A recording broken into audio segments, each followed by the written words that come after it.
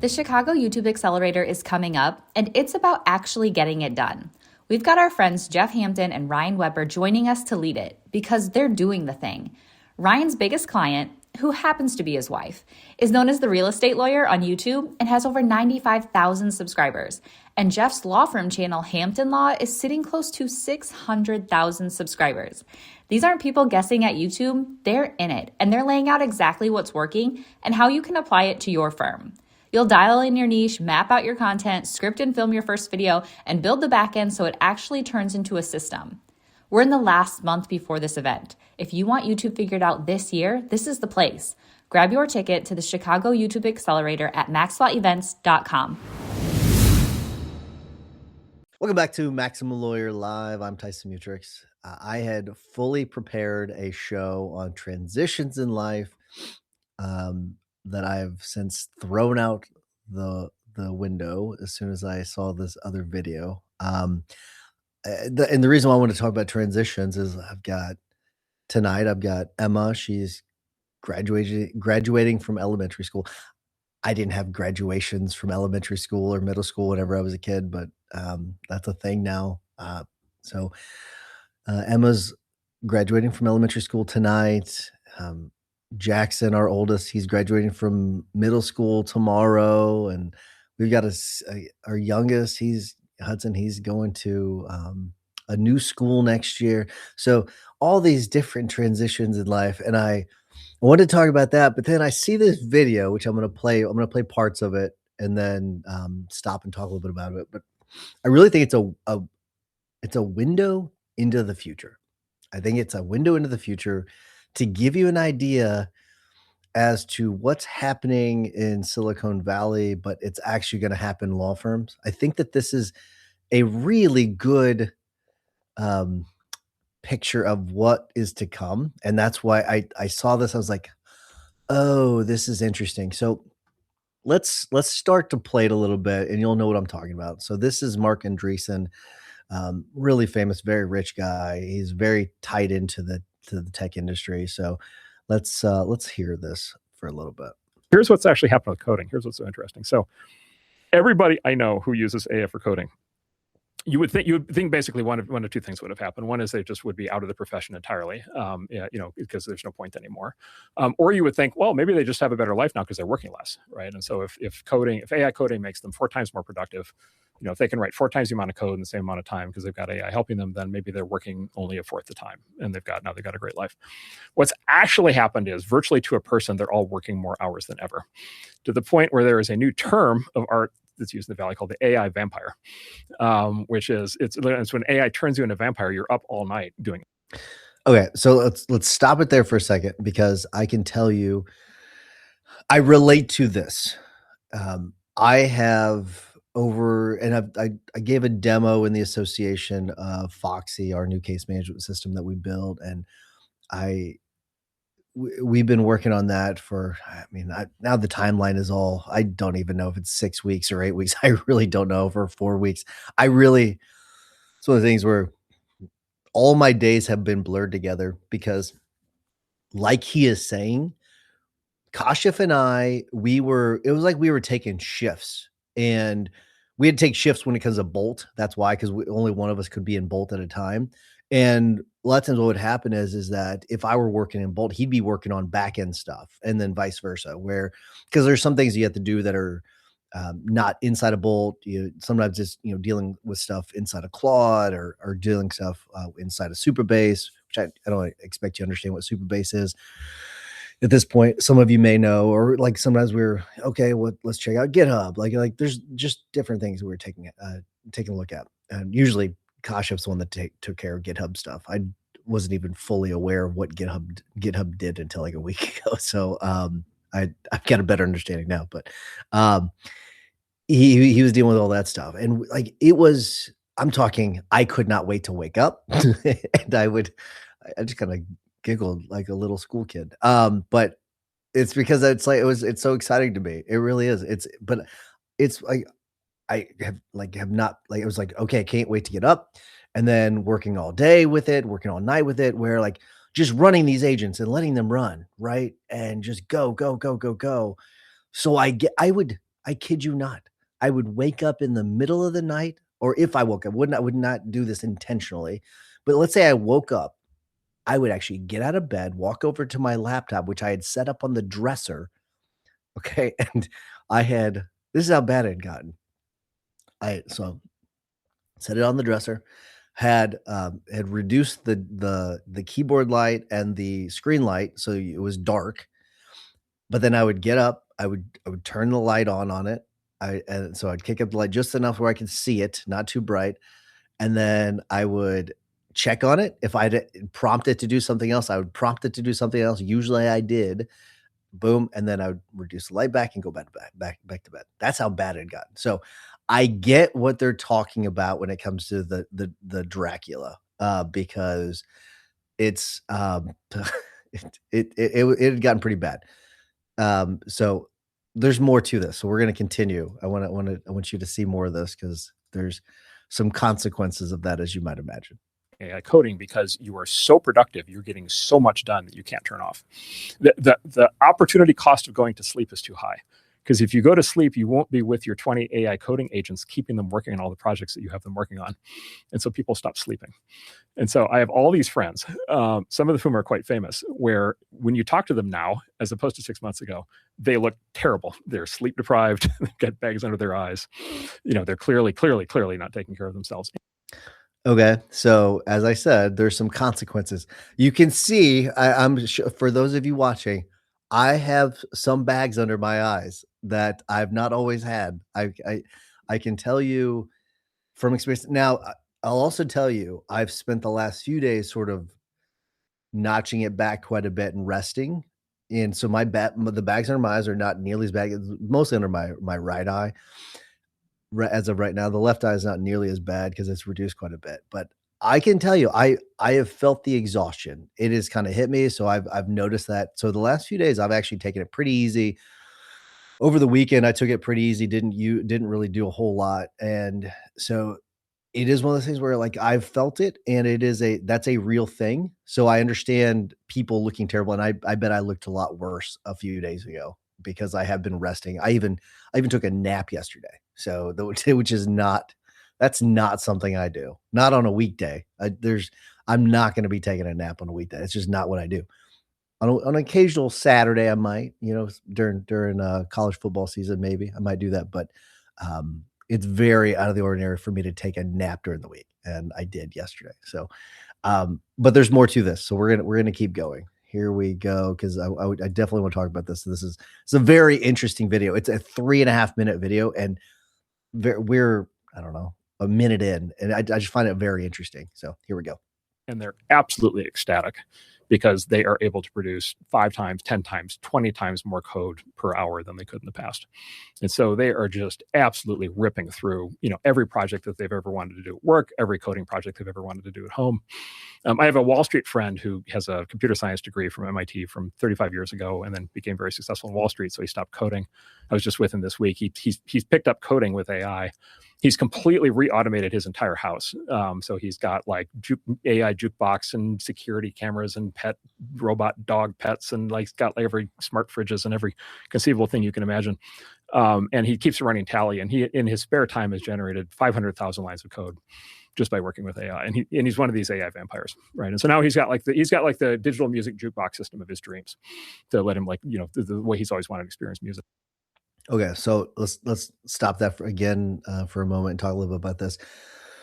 I've been the same way, where like home stuff, work stuff, like all these projects. I have this running list of projects, things that I've been wanting to do that we just like one of those things that until recently they were just not possible to do unless you had a massive army of people to do them. Just weren't. And now it's just let's implement this. Boom. Let's implement that. Let's implement this. Boom. Click a few clicks of a button. Boom. Let's finish this training here. Boom. Let's all these different things done. Like, this is I've used this as an example in the past, but this is just a basic example of what, like, I want to organize all of the stuff on my desktop because I'm a habitual screenshot taker of things. I I have all the screenshots that I've ever taken, not I don't know about ever, but that I've taken over the last few years that are on my desktop. I've a lot, as you can might imagine. They've all been organized by topic.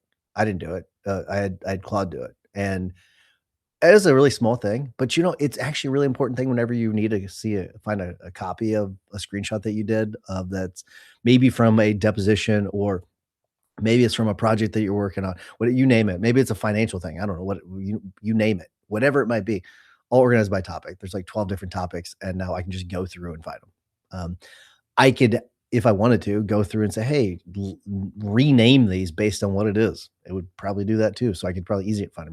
Maybe that was just an idea I had. Maybe I'll just go do that. But all of these different things, the ideas. So like right now, it's for the idea people. It's for the idea people. If you have an idea, boom, go do it. Go just implement it. Implement the damn thing just by typing in some words into a little box and just saying go do it. Right. It's really, really simple. It's amazing the world we're in right now. We can get so much done. But let's keep going. I'm gonna make a reference to something he said before, but I'm gonna come back to it. It was in the first clip that I played you. I'm gonna go back to it because I think that's more of the window in the future. But let's keep going. It's just like one of the projects he's done.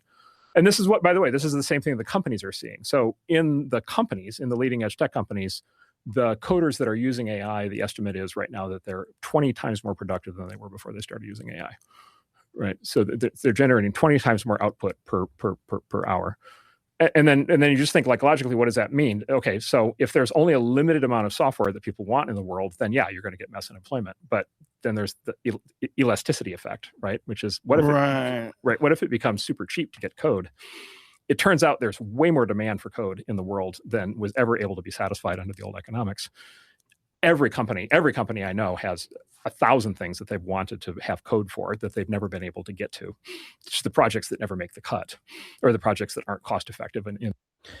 So let's just pause there for a second. So I think what you're going to start to see with law firms too, same thing. You're going to see a massive improvement in everything when it comes to law firms. That's what you're going to, at least you should. If you are in the association, you should be starting to focus on, we need to improve everything. That's what we're going to do. Because if you don't, your competition is going to, and they're just going to outcompete you. So you're going to see an improvement in marketing. This is not a political comment. This is just a very fascinating thing to me, and it's political because I think they're all liberals. So like it's one of those things. It's not like a liberal versus conservative thing, or Republican versus Democrat thing. But if you look at the LA, so Los Angeles mayoral race, right? You got 3 candidates, and you got this guy named Spencer Pratt, where he's been using AI to create these campaign ads. And they've been really impressive. I mean, you've seen, since he's been rolling out these ads, you've seen this massive spike in his popularity. Karen Bass still might beat him, but I think the way that it works there, if no one gets 50%, there's going to be a runoff. So it's probably going to be at least the way it is right now, Karen Bass versus Spencer Pratt. And it's really interesting to watch it because his campaign, he's able to compete at such a higher level. It appears that Karen Bass is working, she's kind of operating the old way when it comes to campaigning, where you throw a bunch of money at things, you go to like TV ads, you like billboards, all the street signs, all the kind of stuff. He's using AI to level up when it comes to his campaign.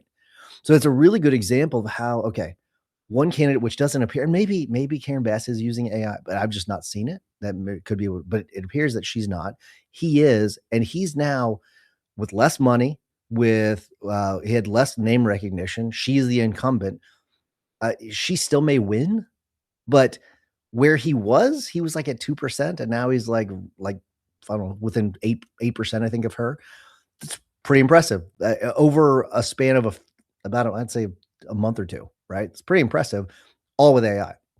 So you're going to start to see the same thing when it comes to law firms, is leveling up across the board. I mean, across the board, you name it. When it comes to, I'm hearing things about intake. I'm like, we're talking about voice AI. When it comes to actual the efficiency of the firm itself, when it comes to litigation, there's all these different things you're going to be able to use AI for.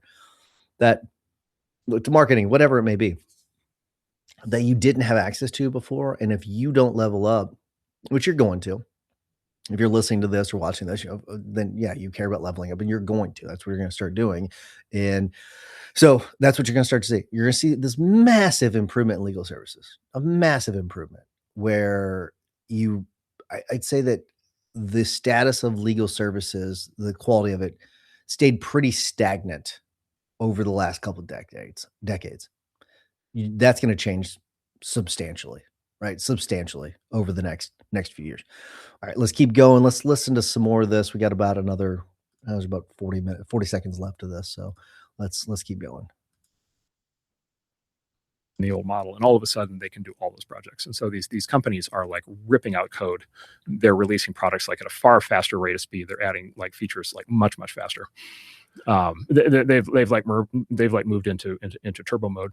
And in fact, what's happened is coding salaries have correspondingly inflated. So the top coders in AI make $50 million a year. Yo. Yeah. Because, right? Like they've got the silver bullet. They've got the philosopher's stone, right? Okay. Is this sustainable? Yeah. But not only is this sustainable, this is going to intensify. All right. I played it to the very last second for a reason. I wanted to talk about that because for a few things. One, the last part of it is going to intensify. I mean, I've talked about the whole 7-month thing where every 7 months the capabilities have doubled. So if you think about where we are now, where we're going to be in 7 months, it's going to be, it's just like the mind can't comprehend it. It's really kind of crazy. It's more than sustainable. That's why they're trying to build all these data centers everywhere. That's why that's in the news quite a bit.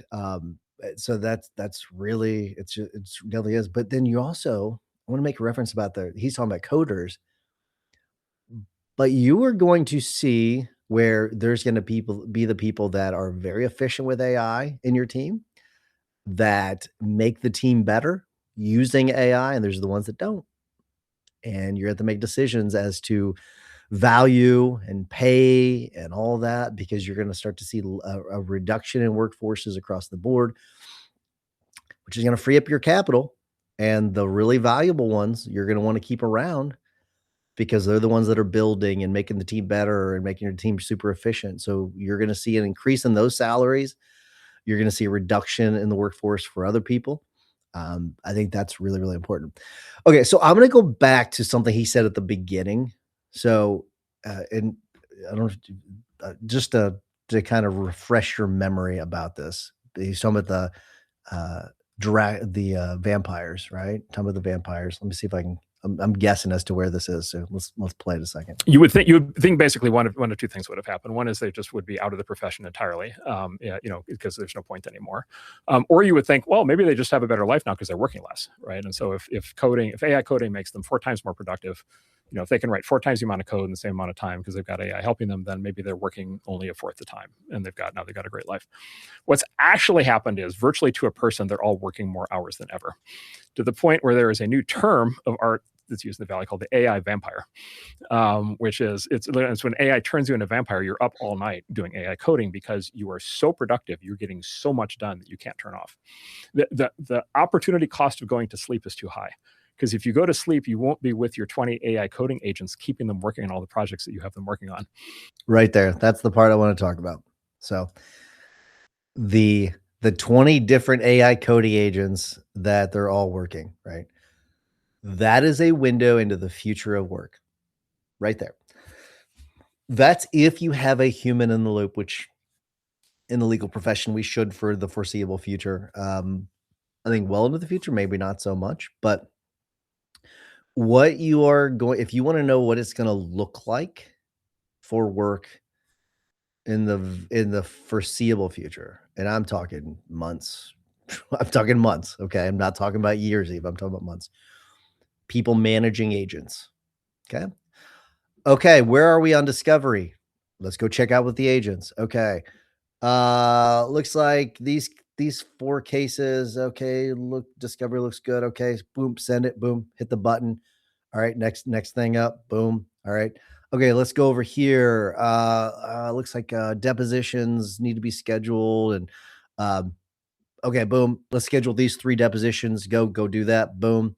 Okay, so they're managing all these. Okay, where are we on service? You'll have a service of process agent, where it's interacting with the process servers, and it's checking out your e-filing system to see what needs to be e-filed when it comes to service of process to show proof of service. It's updating the file with the documents from the, your online e-filing service for your state, all these different things. So that's the future of work. Okay. You have a medical records agent that is maybe one that's doing the request, but also you have another one that's doing the summarizing of the medical records. Your team is just simply going to be managing all of those little things. That's what it's going to be. And you might be thinking, Tyson, well, you're not going to need a full team for all that. And you know what? You're probably right.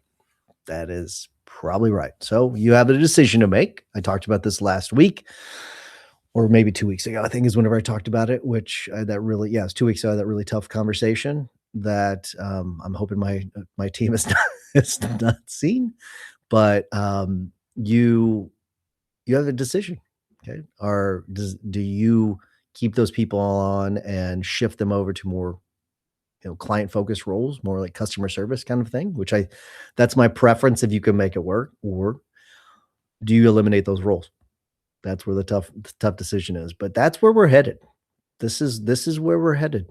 It's management of agents. That's what it is. And the next step after that is agents managing agents. That's the next step after that. That's the next natural progression from here. But if you want a window into the future, you just got it. That's it. Marc Andreessen, he's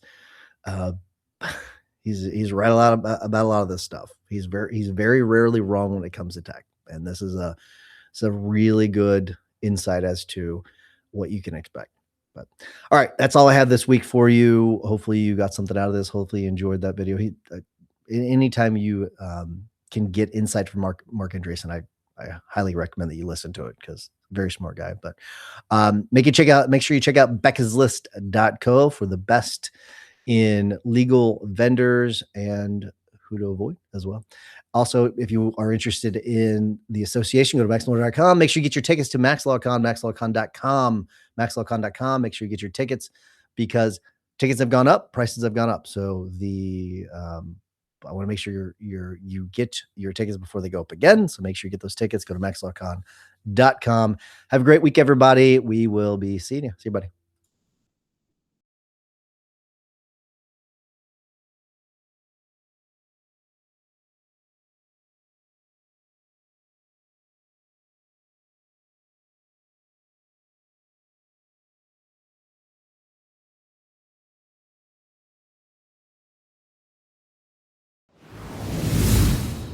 You know that feeling when you leave a conversation with someone and suddenly your brain is firing on all cylinders again? That's MaxLawCon. This October in Atlanta, you'll be surrounded by law firm owners who are building smarter businesses, dialing in their systems, growing their teams, using AI, improving intake, marketing, and finances, all of it. The conversations, ideas, and people in this room will push you to think bigger about what's possible for your firm. And honestly, there's just something different about being around people who are actually doing the thing. Go to maxlawcon.com and grab your ticket today.